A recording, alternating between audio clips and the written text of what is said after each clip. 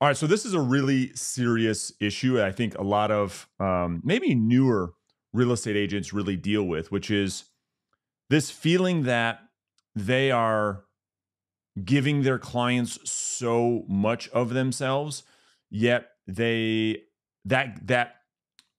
effort gets returned with maybe lack of respect, maybe a lack of appreciation, and sometimes agents feel like they're just getting treated like absolute shit when from their perspective they're saying, listen, I'm giving my client, they don't understand the sacrifice that I'm making to give them this level of service. And so I really want to talk about this as I see it so much. I was having a conversation with one of the agents I'm coaching, and she was really, really upset. She sacrificed a lot for this client, and I won't get into all of her business, but she sacrificed a lot. I mean, she was leaving kids' events, showing these clients property, certainly spending her nights and weekends trying to accommodate her client's schedule, doing all the normal things that so far in this episode you might say, yeah, this is all typical real estate stuff. This is kind of the lay of the land. I'm going to challenge the lay of the land. I'm going to challenge that status quo in this episode. Some of you might be open to this, and some of you may not. I'll just give you my perspective. So she was telling me this. She was kind of sharing her pain, right? Put aside, we'll put aside for a second this whole thing around working with buyers or sellers and becoming a listing agent versus the challenges of working with buyers. Well, we'll put that aside. That's the obvious thing. That's the obvious tactical piece for a lot of agents that they come to realize on their own that, like, wow, I have to work with sellers so that I can control my time, my schedule, my income, et cetera, et cetera. We're not even talking about that. All right. So I started to tell her my story of like some of the things that happened in my career early on. And this one time in particular, in that was working with a buyer, it was Christmas Eve morning, and this buyer was adamant to go see this property. I said, listen, it's Christmas Eve. I'm with my family. I cannot show you this property today. To which this person responded with, how they respond. It's like, all right, well, I guess we'll have to use another agent. And it was that. I remember it was like that and some other things of me working 10, 11 o'clock at night, every single night, showing property, gone every Saturday and Sunday all day. It was all accumulation of all of that got me to the point where it's like, okay, I'm going to be a listing agent or I can't be in this business. And so I told her that story. But really what I got into with her in the conversation around is a question like, why does this happen? Why is this happening? And I think that what we have to do because it's easy to start to build this business where you resent it. It's easy to get into relationships with clients and you start to resent the client. And we have to look in the mirror and say, okay, well, why is this happening? And it took me a long time for me to realize this. But what I came to realize was that we are the problem. We, being the real estate agent, we actually bring this on ourselves. And let me explain what I mean. A lot of agents disguise this type of behavior of giving good client service. I'm going to challenge that. And some of you will say, yep, that's spot on. Some of you that might upset a little bit. Some of it, you may even be offended by this, but I believe this to be true. I believe it's your desperation for the commission check that leads you to behave in a way that you don't behave in any other area of your life. Now, let me explain. Based on my own experience, you're on the sideline of maybe your kid's soccer game, and a good friend of yours calls you up and says, hey, let's go and grab a beer and watch the football game. That most of the time, yeah, there's some exceptions, but most of the time it's a quick text back. Hey, I'm at my kid's soccer game. I'll hit you up later. That's how you would normally behave. Well, if you look at a realtor on the sideline of a soccer game, they behave very differently. They'll be at their kids' championship soccer game that they've been working all season for, comes down to this championship game on a Sunday afternoon at 3:00, and their kid's the starting goalie, and they get a text message from a client, and the client says, hey, we want to go see this house. And that realtor drops everything, and they're out the door as fast. You know this is true, right? It doesn't matter if they're at the birth of their first child. They get a text from a client, and they want to go see a property. It's like the client says jump, and most agents say how high. Now, we have to say, okay, is that client service? Or is that desperation for your wanting this commission check so badly that you would do anything to go and get it? Now, for those of you that says, well, this is, yeah, Brandon, I believe that's really good client service. This is one of the things that I offer, which is why my clients love doing business with me. Okay, I'm going to challenge that yet again. When you offer this type of what you believe to be client service, I believe it's desperation for money. When you do this, and you are the person who says, yep, I'm available 24 hours a day, 7 days a week. You can call me anytime you want. I'm here for you. Again, I think that is the definition of attachment to the outcome. If I've never seen one, you call it client service, but let's just play to this. And let's pretend you are actually like busy on a whatever day, a Saturday or Sunday. Or maybe you're just sleeping. That's even a better one. This happens all the time too. Maybe you're just sleeping because you're a human being, and a client texts you. And this happens all the time. And maybe you're sleeping and the client sends you another text. Hey, what's going on? Why are you not answering my calls?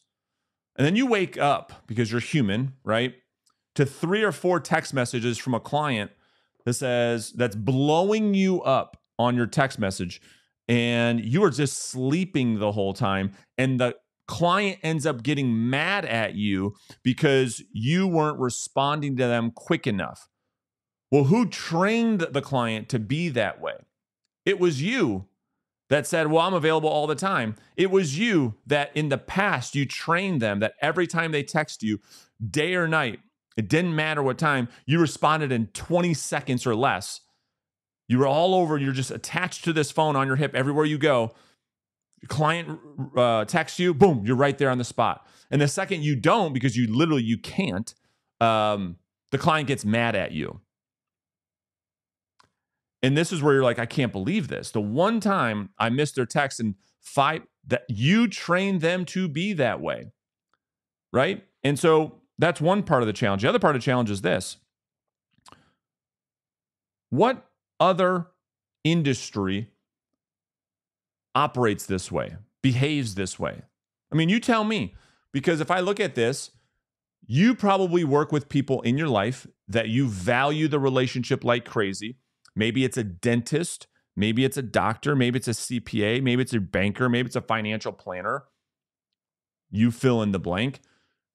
You're not meeting with them Friday night at 9 p.m. You're not meeting with them Sunday at 7 p.m. I'm sorry, it's not going to happen. And you don't get mad about it, do you? No.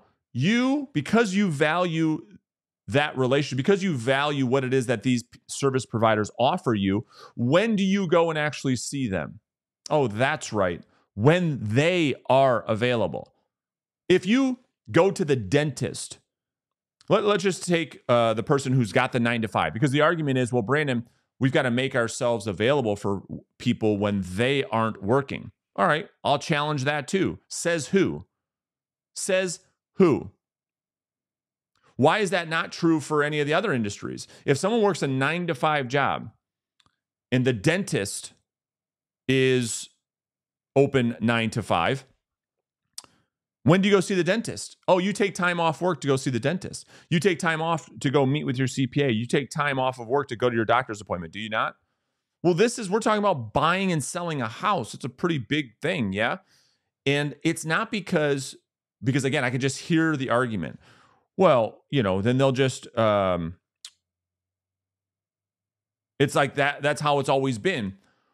Well, is that how it's always been? Or that's just, again, you, the agent, who I believe is just the desperate one for money, saying to the person, hey, when would be most convenient for you to meet? And of course, the human being, because you're offering up, says, well, I work until about 6. We might be able to meet about 7. We come home, we eat dinner, we put the kids to bed. So we could probably meet you 8:30 to 9. Not that you have to eat dinner, not that you have to put your kids to bed, right? You're just a realtor. So yeah, we'll have you come on over around 9. That's what's convenient for us. And again, you disguise it as client service, but really it's the opposite. You say, sure, yeah, I can meet you at 9 o'clock. Well, why couldn't you be the one to say, well, listen, I'm available Tuesdays or Thursdays between 1 and 4 p.m. and work through that schedule? Because here's what I know. Through my own experience, I have been able to do exactly that.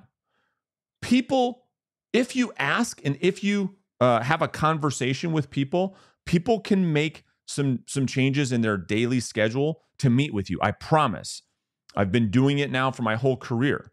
The same way they do when they go to a dentist office. It's you and I scared to ask because it's like, well, we want to give good client service. No. You just want to do, you offer to be treated badly, so therefore people take you up on that.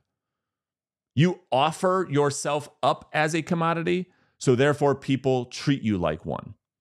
And then we have the audacity to get mad at clients, not to their face, of course, right? I mean, they're the ones with the money. They have all the control. We bow down to the master. But behind their back, we're so pissed. We resent the client. Well, wait a minute. You, again, are the one who is bringing this behavior out from the prospect. You're the one who's inviting them to treat you this way.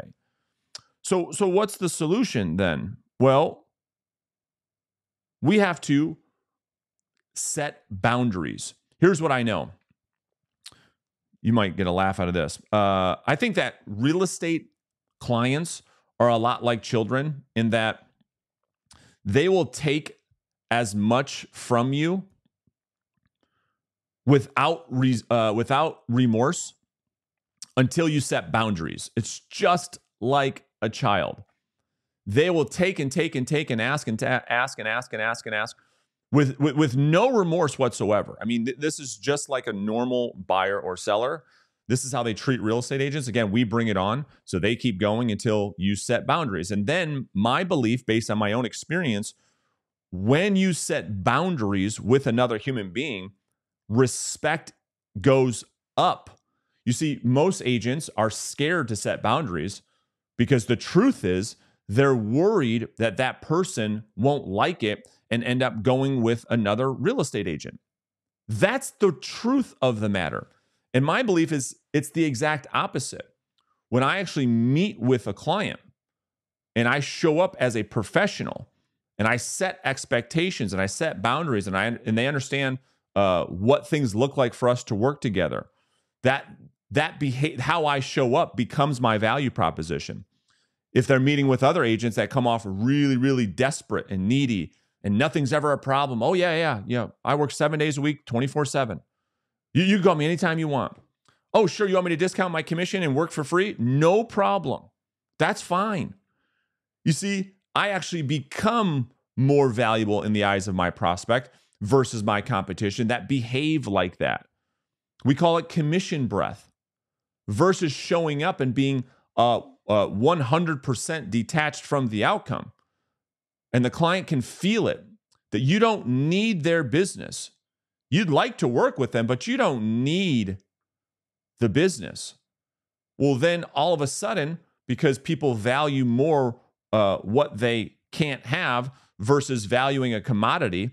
Think about that for a second. I know it's a very difficult concept for a commission-based salesperson to behave this way, but I promise you, when you show up and have more respect for yourself, others will have more respect for you. And the exact opposite of that is also true. If you have no respect around your time, why would others respect your time? If you've made it abundantly clear that you are at their beck and call, that you're going to dance to their tune of their fiddle, that you're going to jump you're going to ask how high when they say jump, well, of course, like a child, that is exactly how you're going to be treated. That Sunday morning, because they wake up at the crack of dawn and they go on their little run and they've got their coffee and it's 5 a.m., of course they're going to start texting you. Hey, here are the houses I want to see today. There's just no remorse. Zero. You asked for it. All right, so I'm getting a little excited, but it's just because it doesn't have to be that way. A lot of the pains that we bring upon ourselves as real estate agents is because of our own issues with self-image and insecurities and money issues and how we see money and our desperation for commission checks because they're so far and few between that we start to behave we behave in a way that just really isn't who we really are. And I'll leave you on this note. The answer to all of this, which you guys are gonna hate, the answer to all of this is doing a lot. I mean, a lot of prospecting. There, I said it. Because if you think about this, if you did a lot of prospecting and you had an abundance of opportunities to get listings, to get clients, would you behave the way you're behaving right now? In other words, if every single week you woke up on Monday morning with a full calendar of listing appointments, would you would you go show 17 properties to the needy buyer who says, yeah, we're about 6 to 12 months out. We're not buying anything soon. We've got little to no money down. We don't actually have to buy. Are you saying yes to that client the way you used to say yes to it when you didn't have a full? No way. You only say yes to it because you've got nothing else going on. You only say yes to the bad client. You only say yes to the overpriced listing. You only say yes to the pain in the ass prick seller because you have to, because you need the money. Otherwise, you wouldn't do it. And so the answer to all of these issues is to have an abundance of opportunities. The only way we're going to have an abundance of opportunity is if we do our job every day. If we are in the business of talking to people every single day, and we have more than enough appointments than we can handle, we have more than enough clients than we can handle, then you could start to pick and choose the best opportunities for yourself, and you don't have to operate with so much desperation.